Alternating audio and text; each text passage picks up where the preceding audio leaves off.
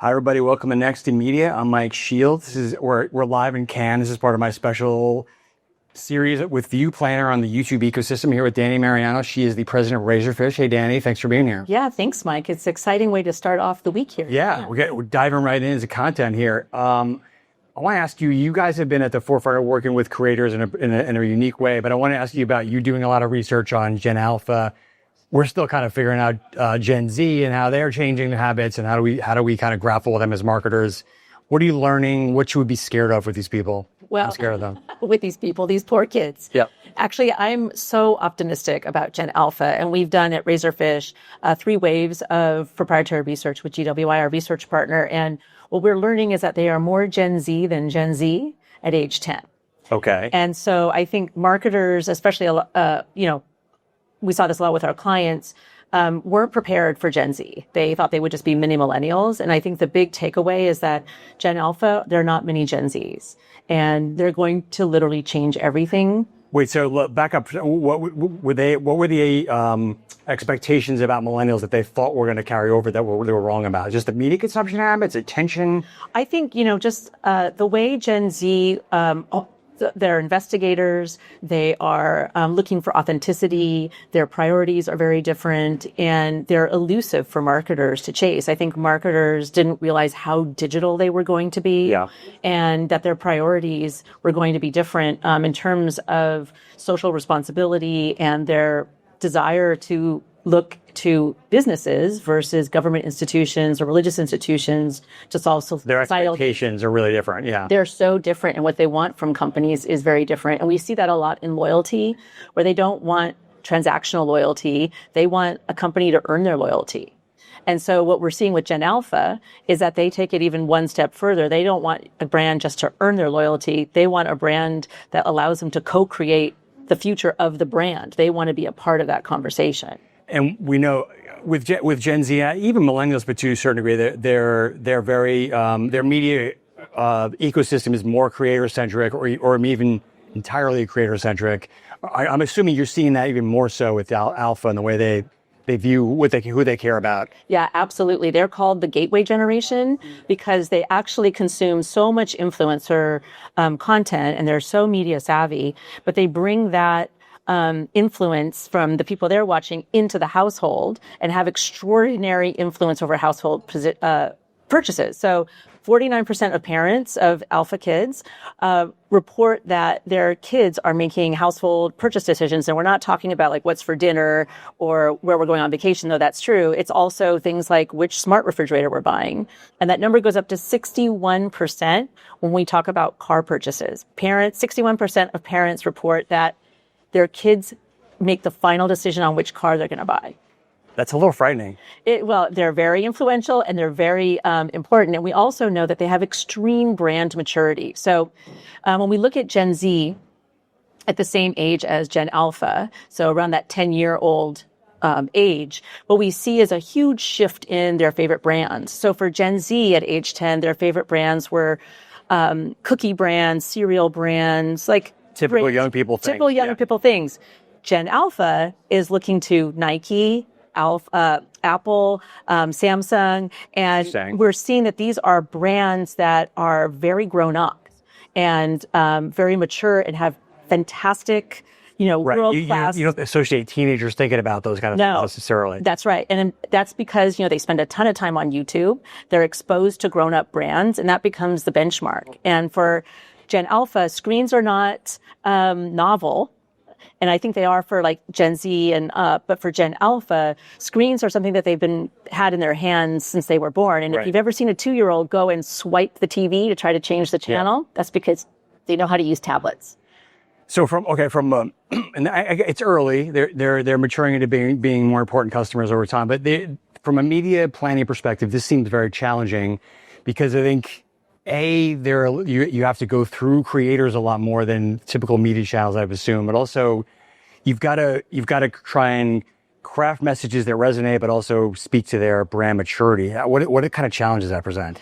Yeah. So at Razorfish, we don't actually have clients that market to kids. We did the research to understand how this generation will act and be able to guide our clients as they do come of age. Right. So this year they're turning 13.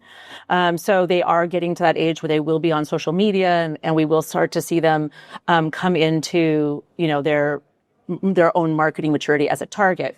What we see is that because they're looking at these really sophisticated online brands, they're looking for experiences that can match that.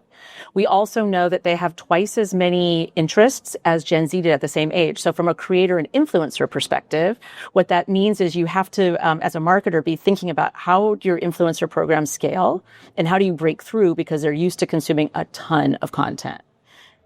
So it is not easy for any brand, I think, to master the creator universe. It's massive, right? Yeah. Talk about, you have a particular program geared around this. How is that? What is that? Tell us about that and how has it evolved? Yeah, sure. So at Razorfish, we are on the forefront of social and influencer and creator marketing. In-house, we have what we call the creator collab. So we have on-staff creators.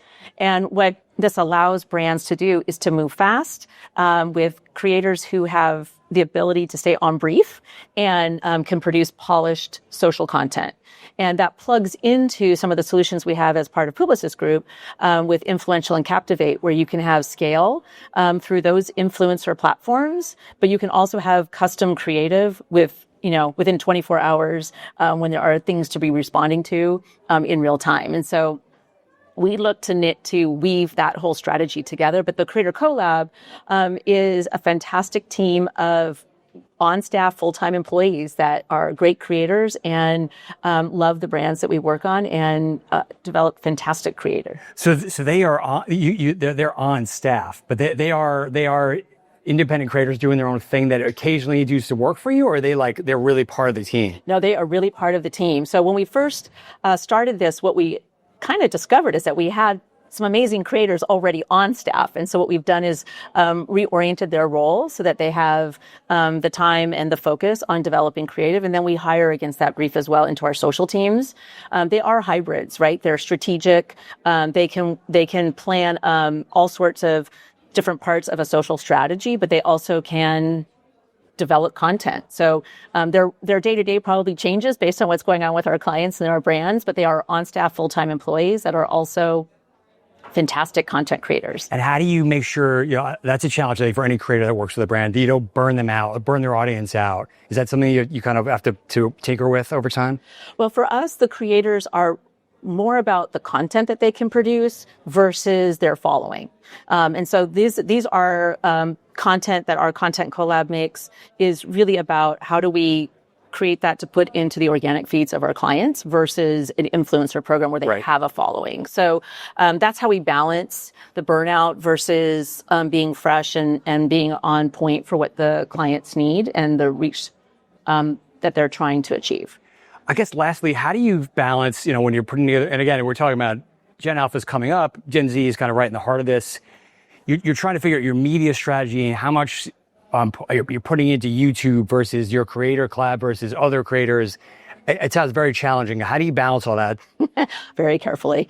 We are lucky to have fantastic tools as part of Publicis Group that allows us to use AI for decisioning to make sure that we understand the audience down to the individual level through our identity solutions at Epsilon. And that allows us to think through what is the right content at the individual level and what are the right platforms of where to reach them. And so that has allowed us to move much, much faster to understand where the content matches the format and the media to get to the individual. And actually, one more question. How much of that has gone through the big platforms like a YouTube or TikTok versus your own relationships with creators, and does that change over time? It's a real blend based on our clients and their needs and how we structure their media programs and their influencer programs. With Influential and Captivate, we now have the largest social platforms or influencer platforms in the world. We have access to 17 million creators. So, we obviously want to use that as our first step because our decisioning tools work through those platforms. But based on how the clients are looking at their audiences, who we're trying to reach, and the way they structure their media deals will determine if we go through the platforms, if we go directly to Well, that sounds simple. Yeah. I mean, we're busy. Yeah. Dani, awesome stuff. Great conversation. Thanks for being here. Yeah. Thanks, Mike.